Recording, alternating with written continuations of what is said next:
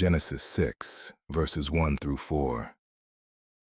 The sons of God came down, took human women as wives, and had children. Those children were the Nephilim, described as giants, mighty men, men of renown. This is in the Bible.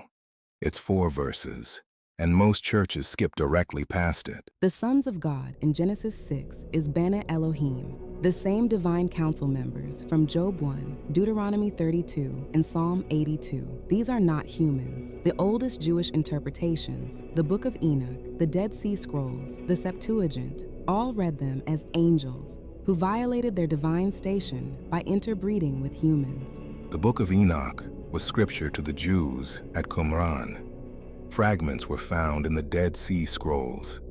The New Testament book of Jude quotes it directly.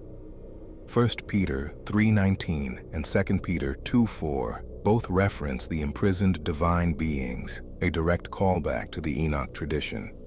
This was mainstream theology until it wasn't.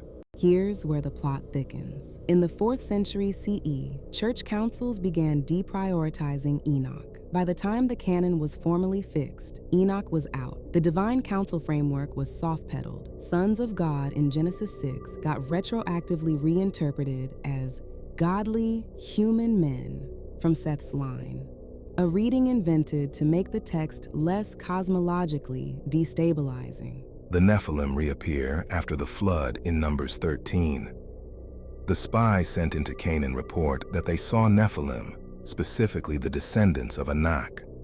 They felt like grasshoppers next to them.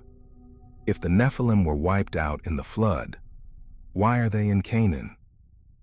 The text doesn't explain. The tradition assumes you already know. This is why the conquest of Canaan looks different when you read it through the divine council lens. The military campaign isn't random. It's a targeted operation against specific bloodlines, the Anakim, the Rephaim, the Zamzumim, all associated with the post-flood Nephilim tradition. The text implies a larger supernatural conflict most modern readers have been trained not to see. The church didn't suppress this because it was wrong.